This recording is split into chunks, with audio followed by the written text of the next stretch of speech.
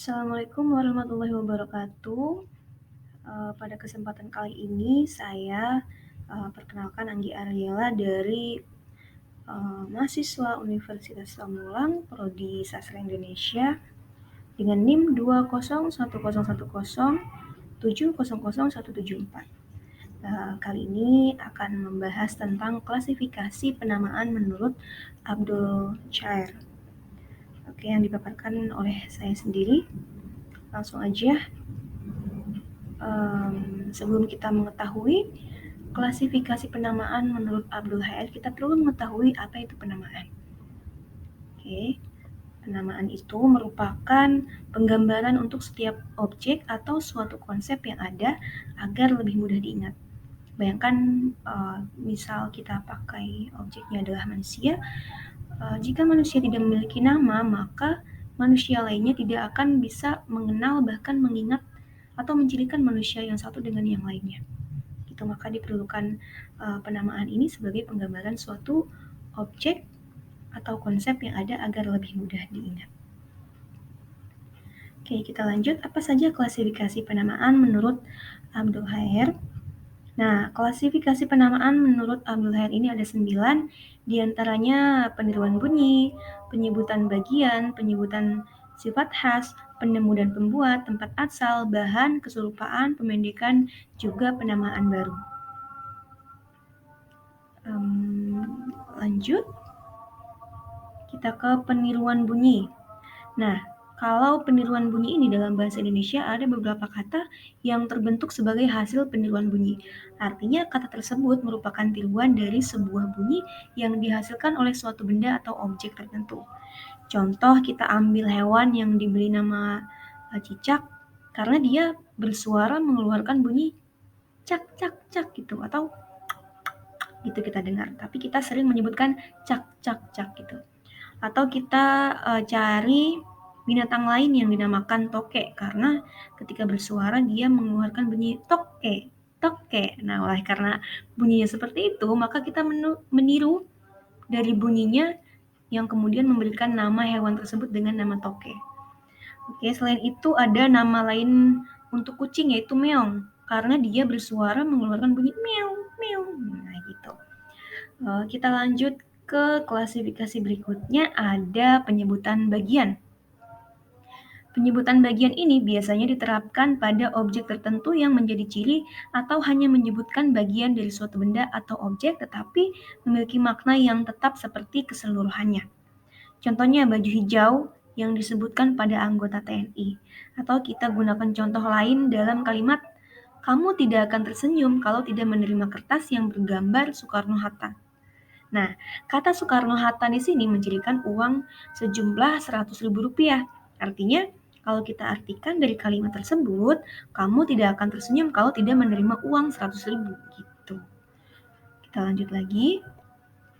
Klasifikasi berikutnya ada penyebutan sifat khas. Nah, penamaan suatu benda berdasarkan sifat khas yang dimiliki benda itu.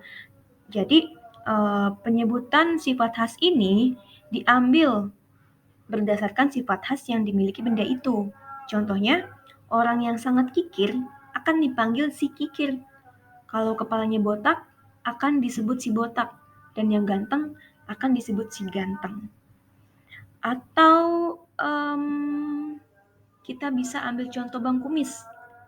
Itu artinya dia memiliki khas. Apa khasnya? Khasnya adalah kumis yang mungkin terlihat berbeda dari yang lain. Kita lanjut. Setelah itu ada penemu dan pembuat. Kosakata di Indonesia dalam nama benda banyak diciptakan berdasarkan penemu atau pembuatnya atau nama peristiwa dalam sejarah. Contohnya mujahir atau mujair yang merupakan nama dari sejenis ikan air tawar yang mula-mula ditemukan dan diternakan oleh petani yang bernama Mujair di Kediri, Jawa Tengah. Contoh lainnya kita ambil nama dari sebuah kecamatan yang diberi nama Mauk. Nama Mauk itu diambil dari nama seorang pejuang yang melawan penjajah Belanda.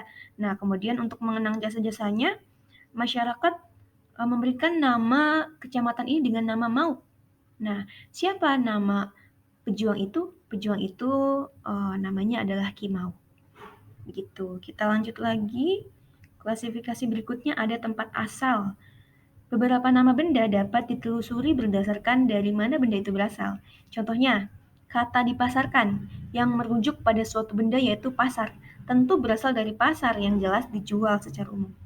Contoh lainnya ada talas Bogor, di mana talas itu berasal dari Bogor. Itu. Lagi, bahan. Ada beberapa benda yang namanya diambil dari bahan pokok benda itu sendiri. Contoh kaca spion, di mana bahannya adalah kaca. Nah, makanya disebut dengan kaca spion. Kemudian contoh lainnya ada kaleng susu, di mana bahan pokoknya adalah kaleng, makanya disebut kaleng susu. Gitu, ada juga kaleng minyak, karena bahannya dari kaleng, gitu. Dan masih banyak yang lainnya. Lanjut lagi, keserupaan. Nah, nama benda yang memiliki keserupaan makna dengan benda lain. Contohnya kaki, yang digunakan untuk menopang, berjalan, dan berlari pada manusia. Tetapi kemudian muncul kaki meja, yang maknanya menopang badan dari meja itu sendiri. Contoh lainnya ada raja bohong. Raja diartikan sebagai orang yang memimpin sebuah kerajaan, atau yang paling tinggi kedudukannya di negaranya. Maka, raja bohong memiliki arti orang yang paling sering berbohong. Gitu. Lanjut lagi, pemendekan. Beberapa nama yang diambil dari hasil pemendekan beberapa kata menjadi satu kesatuan. Contohnya, kata ABRI yang merupakan pemendekan dari kata Angkatan Bersenjata Republik Indonesia. Contoh lainnya ada PLN yang merupakan pemendekan dari Perusahaan Listrik Negara. Kemudian ada PASKO yang merupakan pemendekan dari Paskibra Sekolah. Kemudian ada lagi Paskibra yang merupakan pemendekan dari Pasukan Pengibar Bendera. Kita lanjut lagi ke klasifikasi berikutnya, ada penamaan baru.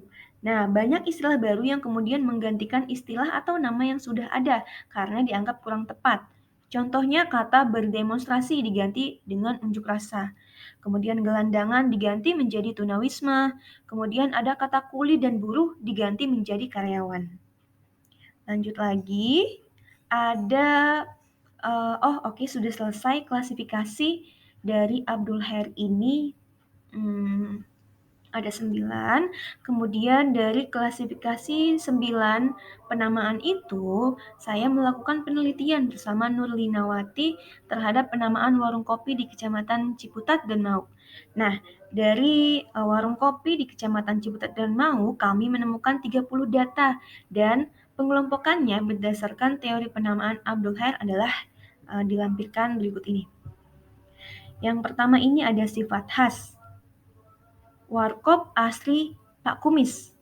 Khasnya di mana? Nah, kumis itu warkop asli Pak Kumis. Kumisnya itu adalah sifat khasnya. Kemudian ada yang kedua, warkop Bang Kumis.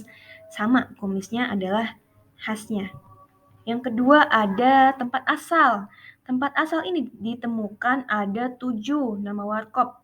Yang pertama warkop Akang, yang kita bisa identifikasikan bahwa Akang ini panggilan dari daerah Sunda, maka dapat dikatakan warkop Akang ini berasal dari pemiliknya atau pembuatnya berasal dari Sunda, sepertinya pemiliknya ya.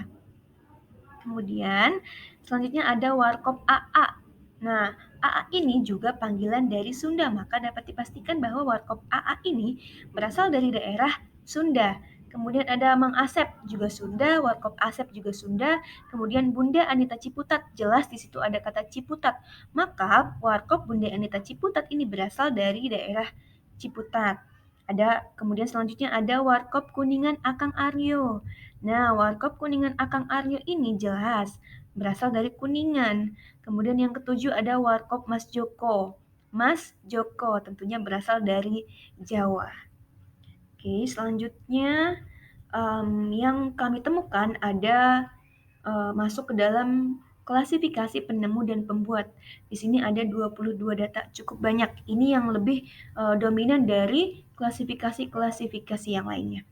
Nah, penemu dan pembuat ini apa aja? Ada warkop Orfa, warkop Anissa, warkop Bojaya, warkop Syirah, warkop Bang Yadi, warkop Bunur, warkop Asri, Warkop Ateng, Warkop Bang Ian, Haji Saikin, Warkop Komeng, Warkop Lestari, Warkop Bang Kim, Warkop Karyo, Warkop Ibu Ita, Warkop Mama Noval, Warkop Bu Eni, Warkop Yasmin, Warkop Ade, Warkop Tampomas, Warkop Anugrah, dan Warkop Asri. Nah, mungkin cukup sekian presentasi atau penjelasan tentang klasifikasi penamaan menurut Abdul Chair kali ini. Oke, kalau gitu saya tutup saja. Terima kasih. Wassalamualaikum warahmatullahi wabarakatuh.